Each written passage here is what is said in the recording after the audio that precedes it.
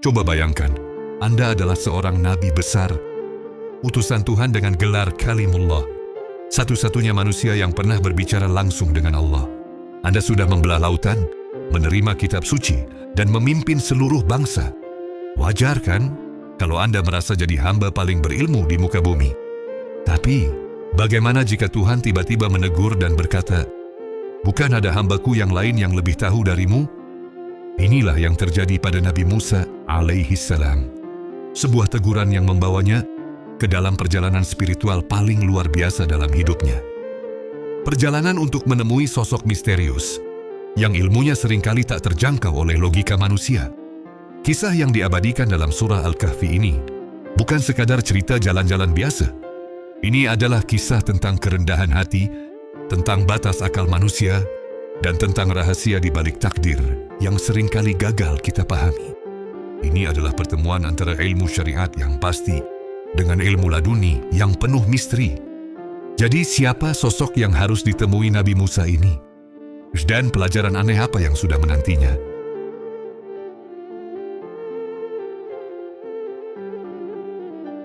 Semua bermula dari pertanyaan sederhana. Ketika kaumnya bertanya siapa manusia paling berilmu, Nabi Musa dengan percaya diri menjawab, "Aku." Jawaban itu, meski tidak salah, ditegur oleh Allah. Kenapa? Karena Musa lupa menyandarkan ilmu itu kepada pemiliknya, yaitu Allah Subhanahu wa Ta'ala. Allah pun berfirman, "Sesungguhnya, aku punya seorang hamba di pertemuan dua lautan, dan dia lebih berilmu darimu." Hamba inilah yang kita kenal sebagai Nabi Khidir. Nabi Khidir bukanlah orang biasa.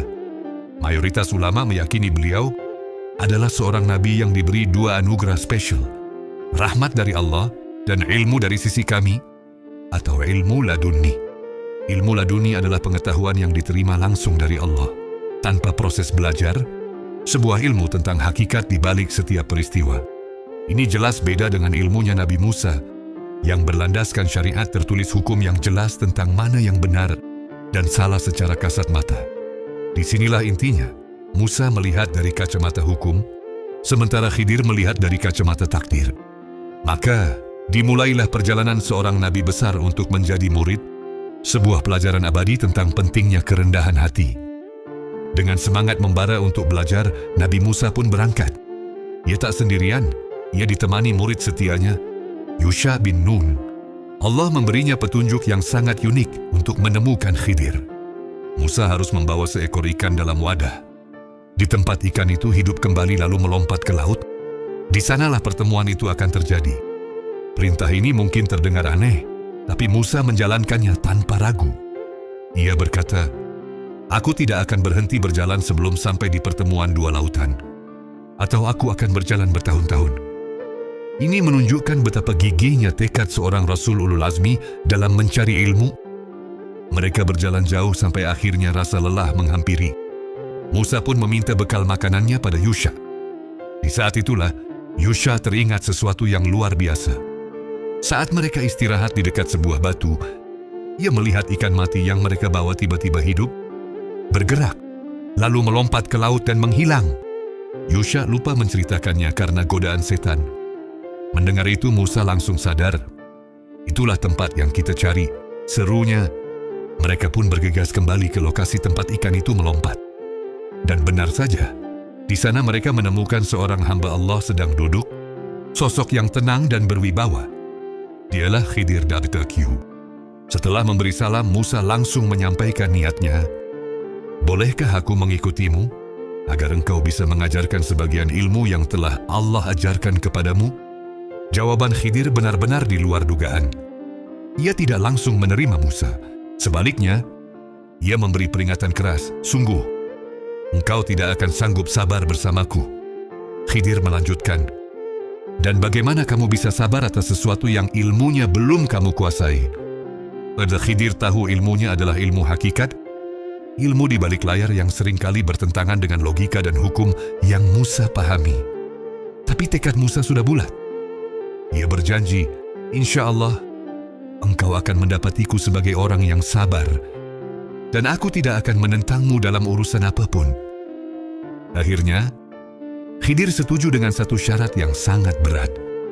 jika engkau mengikutiku, jangan tanyakan apapun tentang yang aku lakukan, sampai aku sendiri yang menjelaskannya kepadamu. Inilah kontrak belajar mereka. Musa, seorang nabi yang terbiasa bertanya dan melawan kemungkaran, kini harus diam dan hanya mengamati. Ujian kesabaran yang sesungguhnya akan segera dimulai. Perjalanan pertama, mereka dimulai dengan menaiki sebuah perahu, milik para nelayan miskin yang baik hati. Mereka mengenali Khidir sebagai orang saleh, jadi Musa dan Khidir diizinkan menumpang secara gratis. Perahu itu adalah satu-satunya sumber pencaharian mereka. Tapi di tengah pelayaran terjadilah sesuatu yang sangat ganjil. Saat tak ada yang memperhatikan, Khidir dengan sengaja melubangi lambung perahu itu. Ia merusak perahu yang telah memberinya tumpangan gratis. Air pun mulai masuk. Nabi Musa, yang memegang teguh prinsip bahwa kebaikan harus dibalas kebaikan, tidak bisa tinggal diam. Janjinya untuk tidak bertanya seolah lenyap karena keterkejutannya. Dengan nada protes ia berkata, "Mengapa engkau melubangi perahu ini? Apa untuk menenggelamkan penumpangnya? Sungguh, engkau telah melakukan kesalahan besar." Reaksi Musa sangat wajar. Dari sudut pandang manapun, tindakan Khidir adalah sebuah kezaliman. Merusak milik orang lain, apalagi milik orang miskin yang sudah berbaik hati. Logika Musa sebagai penegak hukum berontak melihat kerusakan di depan matanya. Nabi Khidir hanya menatapnya dengan tenang, lalu mengingatkannya pada syarat mereka. "Bukankah sudah kukatakan, engkau tidak akan bisa sabar bersamaku?" Seketika Nabi Musa tersadar, ia telah melanggar janjinya di ujian pertama. Dengan penuh penyesalan, ia memohon maaf. "Jangan hukum aku karena kelupaanku, dan jangan persulit urusanku." Khidir memaafkannya, dan mereka melanjutkan perjalanan. Tapi sebuah pertanyaan besar menggantung di benak kita semua. Kenapa Khidir melakukan hal yang tampaknya sangat merugikan itu? Misteri ini belum terpecahkan, dan ujian berikutnya sudah menanti. Setelah turun dari perahu, mereka melanjutkan perjalanan darat. Tak lama, mereka bertemu dengan sekelompok anak yang sedang asyik bermain.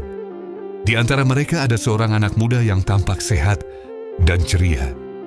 Tanpa peringatan, tanpa alasan yang jelas, Khidir mendekati anak itu dan seketika itu juga membunuhnya. Bayangkan kengerian yang dirasakan Nabi Musa. Kalau melubangi perahu adalah kesalahan besar, ini adalah sebuah malapetaka. Ini adalah pembunuhan terhadap jiwa yang tak berdosa. Bagi Musa, yang menerima wahyu, jangan membunuh. Oleh tindakan Khidir adalah pelanggaran terberat. Kali ini, kesabarannya benar-benar habis. Dengan amarah dan kebingungan yang memuncak, Musa menegur Khidir jauh lebih keras. "Mengapa engkau membunuh jiwa yang suci, padahal dia tidak membunuh orang lain? Sungguh engkau telah melakukan sesuatu yang sangat keji." Logika syariat Musa menjerit. Tidak ada satupun pembenaran untuk mencabut nyawa seorang anak yang tidak bersalah. Ini bukan lagi soal etika, ini soal dosa besar. Bagaimana mungkin seorang hamba yang katanya lebih berilmu bisa melakukan perbuatan sekejam ini? Nabi Khidir lagi-lagi menatapnya dengan tenang, seolah memegang rahasia alam semesta. Ia mengulangi kata-katanya, namun dengan nada yang lebih tegas. "Bukankah sudah kukatakan kepadamu bahwa engkau tidak akan sanggup sabar bersamaku?" Lagi-lagi Nabi Musa tersentak. Gagal untuk kedua kalinya. Dan kali ini kesalahannya jauh lebih fatal. Ia sadar posisinya semakin sulit. Dengan rasa malu dan putus asa, ia membuat tawaran terakhir. "Jika aku bertanya lagi setelah ini, maka jangan izinkan aku mengikutimu lagi. Cukup sudah alasan bagiku untuk berpisah. Ini adalah kesempatan terakhirnya. Satu pertanyaan lagi, dan perjalanan ini akan berakhir." Khidir setuju. Namun beban di hati Musa semakin berat. Dua peristiwa yang ia saksikan tampak sangat salah dan tak dapat dibenarkan oleh akal sehat maupun hukum Tuhan. Perjalanan membawa mereka ke sebuah negeri yang penduduknya sangat kikir.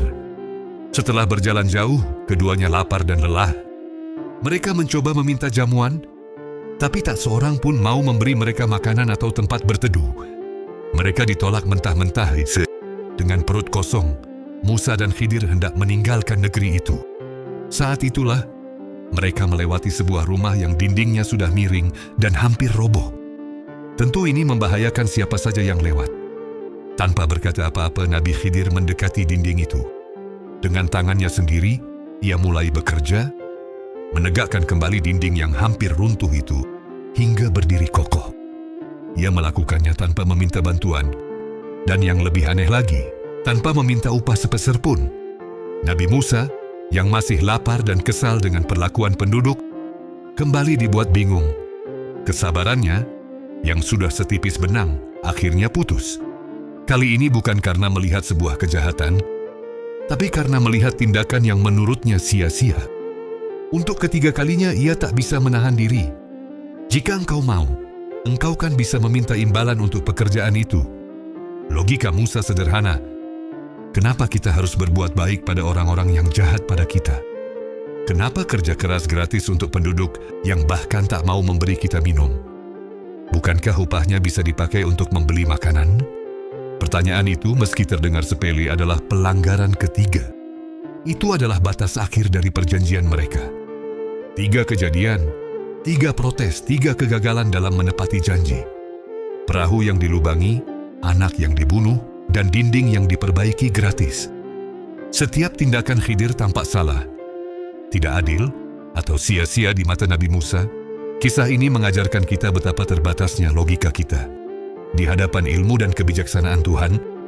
Jika kalian merasa mendapatkan pelajaran berharga dari misteri-misteri ini, jangan lupa untuk subscribe dan nyalakan lonceng notifikasi, agar tidak ketinggalan video-video penuh hikmah lainnya. Setelah pertanyaan ketiga itu, Nabi Khidir menatap Musa dan berkata, "Inilah saat perpisahan antara aku dan engkau." Perjalanan belajar Musa telah usai. Tapi sebelum berpisah, Khidir menepati janjinya untuk menjelaskan semua misteri yang terjadi. Pertama, tentang perahu yang dilubangi. Khidir menjelaskan, perahu itu milik orang-orang miskin. Aku sengaja merusaknya, karena di depan sana ada seorang raja zalim yang akan merampas setiap perahu yang kondisinya masih bagus. Dengan membuatnya tampak cacat, perahu itu selamat dari perampasan. Kerusakan kecil itu ternyata adalah cara Allah melindungi mereka dari kerugian yang jauh lebih besar. Apa yang tampak seperti keburukan sesungguhnya adalah rahmat tersembunyi. Kedua, tentang anak yang dibunuh. Inilah penjelasan yang paling mengejutkan. Anak itu kedua orang tuanya adalah orang-orang beriman. Kami khawatir jika ia tumbuh dewasa, ia akan memaksa kedua orang tuanya pada kesesatan dan kekafiran. Anak itu ditakdirkan akan tumbuh menjadi pribadi durhaka. Maka Allah mengambil nyawanya selagi ia masih suci dan berjanji akan menggantinya dengan anak lain yang lebih saleh dan berbakti. Apa yang tampak seperti kekejaman sesungguhnya adalah perlindungan bagi iman kedua orang tuanya. Ketiga, tentang dinding yang diperbaiki gratis. Khidir berkata, dinding itu adalah milik 2 anak yatim di kota ini, dan di bawahnya tersimpan harta peninggalan untuk mereka. Ayah mereka adalah seorang yang saleh. Allah ingin melindungi harta itu sampai kedua anak itu dewasa. Jika dindingnya roboh, harta itu akan ditemukan dan dijarah oleh penduduk yang kikir. Kebaikan sang ayah yang saleh menjadi alasan Allah menjaga harta anak-anaknya. Apa yang tampak seperti pekerjaan sia-sia ternyata adalah wujud keadilan Tuhan. Setelah semua penjelasan itu, Khidir menutupnya dengan kalimat kunci. Semua itu aku lakukan bukan atas kemauanku sendiri. Itulah makna dari hal-hal yang engkau tidak sabar terhadapnya. Semua tindakannya adalah perintah langsung dari Allah. Nabi Musa akhirnya mengerti. Ia belajar pelajaran paling berharga dalam hidupnya, bahwa di balik setiap peristiwa yang tampak aneh atau tidak adil di mata kita, ada hikmah dan rencana Allah yang sempurna. Ilmu syariatnya penting untuk menegakkan hukum di dunia, tapi ilmu hakikat Khidir mengajarkannya untuk pasrah pada takdir dan kebijaksanaannya yang tak terbatas. Perjalanan ini bukanlah tentang kegagalan Musa, melainkan tentang penyempurnaan ilmunya. Sebuah pelajaran abadi tentang kerendahan hati, kesabaran, dan keyakinan bahwa di atas setiap orang yang berilmu, masih ada yang maha berilmu.